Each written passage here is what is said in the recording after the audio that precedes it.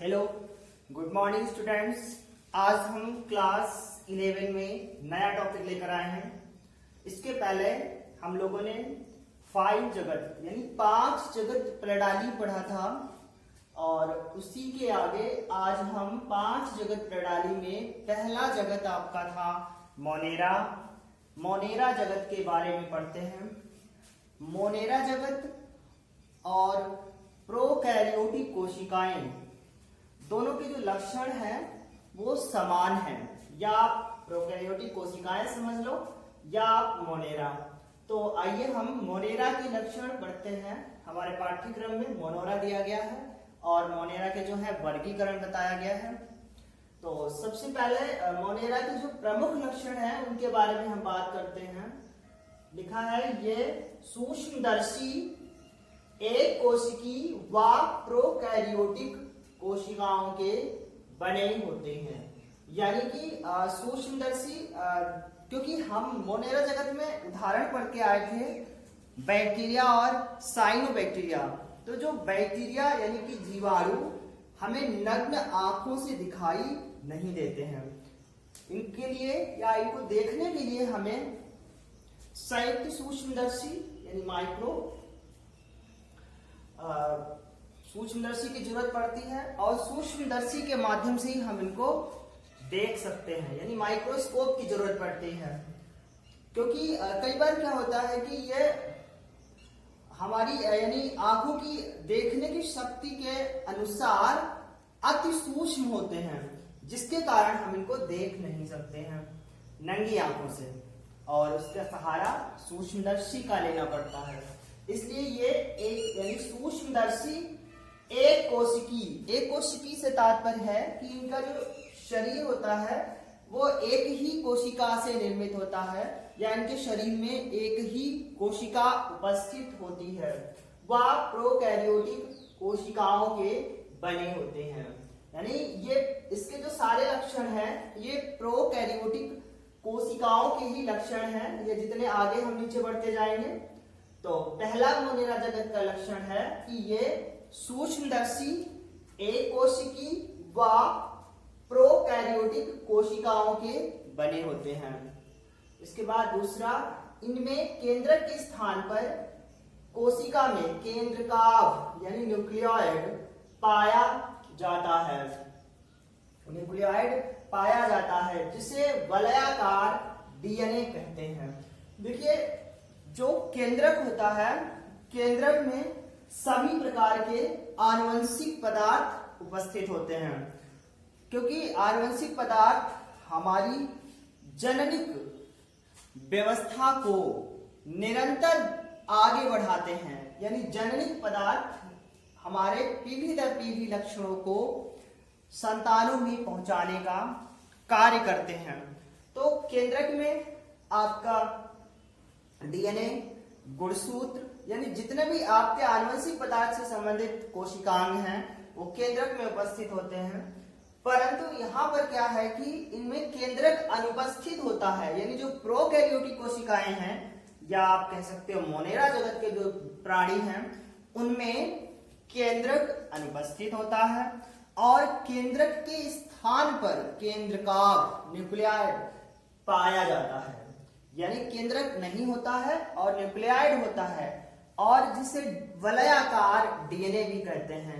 यानी जो सामान्यतः केंद्रक होता है, सामान्यतः के केंद्रक में डीएनए एक धागे के रूप में अनियमित प्रकार से पड़ा होता है।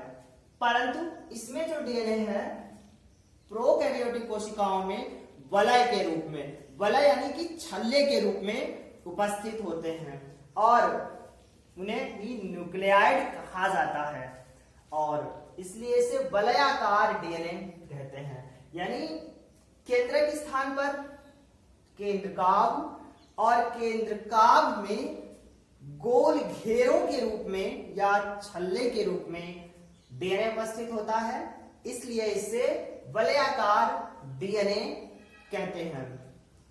इसके अतिरिक्त अगला लक्षण, इसमें और भी कोशिकांग जैसे आपका माइटोकॉन्ड्रिया, लवक वही हरित लवक, गाल्जी गाय एंडोप्लाज्मिक रेटिकुलम यानी कि अंतःप्रद्रवी जालिका, इस प्रकार के कोशिकांग अनुपस्थित होते हैं। क्योंकि ये जो कोशिकांग है ये अपना अलग अलग कार्य करते हैं। जैसे माइटोकॉन्ड्रिया का कार्य क्या है, कोशिका का पावर हाउस है, यानी विद्युत ग्रह का काम करती है माइटोकॉन्ड्रिया। गाल्जी का लवक जो है, लवक का कार्य है पौधों में या वनस्पतियों में रंग को प्रदान करना, यानी इसके माध्यम से पौधों और पत्तियों का रंग प्रतीत होता है। आप पढ़ के आए हो कि हरित लवक, यानी कि हरित लवक क्लोरोफिल, पर्णहरित। इस प्रकार से गाल्जी का एंडोप्लाज्मिक रेटिकुलम, यानी ये सभी प्रकार के जो कोशिकांग हैं ये कोशिका के अंदर उपस्थित होते हैं, परंतु इसमें आपके ये मोनेरा जगत के प्राणी एक कोश की होते हैं और उनकी कोशिकाओं में इस प्रकार के कोशिकांग अनुपस्थित होते हैं। माइटोकॉन्ड्रिया, लवक, गाल्जी का एंडोप्लाज्मिक रेटिकुलम यानी अंतःप्रद्रवी जालिका, इस प्रकार के केंद्रक, इस प्रकार के कोशिकांग कोशिका में उपस्थित नहीं होते हैं। इसके साथ इनकी कोशिकाओं में 70 प्रकार के राइबोसोम्स होते हैं, जबकि सामान्यतः पादप कोशिकाओं में 2 प्रकार के राइबोसोम्स पाए जाते हैं, 70S और 80S प्रकार के राइबोसोम्स। इनकी आकार के अनुसार इनको 2 भागों में बांटा गया है, राइबोसोम्स को 70S और 80S प्रकार के। परंतु जो आपकी प्रोकैरियोटिक कोशिकाएं या मोनेरा जगत के प्राणी हैं उनमें 70S प्रकार के ही राइबोसोम्स पाए जाते हैं। इनमें प्रचलन कशाभ यानी फ्लैजिला द्वारा होता है, यानी जो आपकी बैक्टीरिया है या साइनोबैक्टीरिया है ये प्रचलन करते हैं यानी कि गमन करते हैं, जिनमें आपका कशाभ द्वारा गमन करते हैं। कशाभ का जैसे आप ये बैक्टीरिया का स्ट्रक्चर समझ लो और इसके अंदर एक कोशिका यानी कि ये आपका न्यूक्लियस,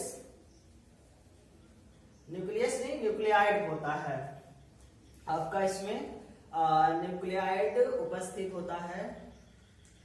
ये आपका न्यूक्लियाइड हो गया और इसके साथ में ये एक इस प्रकार से जिगजैग की संरचना में फ्लैजिला उपस्थित होता है और ये फ्लैजिला है, इसे ही कशाभ कहा जाता है। यानी ये जो आपका फ्लैजिला है इसका कार्य होता है आपकी जो बैक्टीरिया या साइनोबैक्टीरिया है इसमें ये गमन करने का काम करता है। यानी आपकी जो बैक्टीरिया है वो अनियमित प्रकार की बनी होती है या कई प्रकार की बनी होती है, गोलाकार, छड़ाकार। तो इसमें ये हर एक बैक्टीरिया में, अब अगर कोई ये बैक्टीरिया का संरचना है तो इस बैक्टीरिया में भी ऐसे उपस्थित होगा और इसका कार्य है क्योंकि ये निरंतर गति करता है और गति करने के साथ बैक्टीरिया को प्रचलन करने में यानी कि गमन करने में मदद करता है। फ्लैजिला बैक्टीरिया को गमन करने में सहायक होता है, या ऐसे कह सकते हो जो प्रोकैरियोटिक कोशिकाएं हैं उनके जीवधारियों में, उनके प्राणियों में फ्लैजिला के माध्यम से गमन होता है या कशाभ के माध्यम से गमन होता है। अगला है प्रजनन क्रिया प्रायः अलैंगिक प्रकार की होती है, यानी कि और जो जीवधारी हैं उनमें जो रिप्रोडक्शन है यानी प्रजनन है या जनन है वो सेक्सुअल होता है, लैंगिक होता है, यानी कि जनन करने के लिए लिंग की आवश्यकता होती है। विपरीत लिंग कह सकते हो, विपरीत मेल या फीमेल, नर या मादा की आवश्यकता होती है। परंतु जो मोनेरा जगत के प्राणी हैं उसमें अलैंगिक प्रकार की होती है, यानी इसमें प्रजनन अलैंगिक होता है, इसमें लिंग की आवश्यकता नहीं होती है। अब अलैंगिक होने में कई सारी विधियां हैं, आप पढ़ के भी आए होंगे पीछे अलैंगिक प्रकार के जनन की, जैसे आपका मुकुलन है, मुकुलन विधि है, द्विखंडन विधि है, आपका बीजाणु जनन है। तो बैक्टीरिया में जो विधि यूज होती है वो अलैंगिक विधि है। अब इनमें से अलग अलग विधियों में बांटा गया है, तो अलग अलग बैक्टीरिया या अलग अलग जीवाणुओं में अलग विधि प्रयोग होती है। तो प्रजनन क्रिया प्रायः अलैंगिक प्रकार की होती है मोनेरा जगत में, या आप कह सकते हो जीवाणुओं में। और मोनेरा जगत के उदाहरण बैक्टीरिया, दूसरा साइनोबैक्टीरिया। हम आगे इन्हीं बैक्टीरिया और बैक्टीरिया का डिटेल से अध्ययन करेंगे, विस्तार से पढ़ेंगे, इनके लक्षण, इनमें जनन और इनकी विशेषताएं, उपयोगिता क्या है। इसके बाद अगला हमारा टॉपिक है मोनेरा जगत का वर्गीकरण, यानी किंगडम मोनेरा या classification of kingdom Monera. Monera जगत का वर्गीकरण 2 टाइप्स में किया गया है, डिवीजन फर्स्ट और दूसरा है डिवीजन सेकेंड। जिसमें से आपका मोस्ट इंपॉर्टेंट डिवीजन फर्स्ट के जो जुधारी हैं उनके बारे में हमारे पाठ्यक्रम में अध्ययन करना है। तो डिवीजन फर्स्ट और डिवीजन या कह सकते हो अनुभाग 1 और दूसरा अनुभाग 2। तो जिसमें से डिवीजन फर्स्ट में आपके रखे गए हैं ई बैक्टीरिया और डिवीजन सेकेंड या अनुभाग 2 में आर्की बैक्टीरिया रखे गए हैं।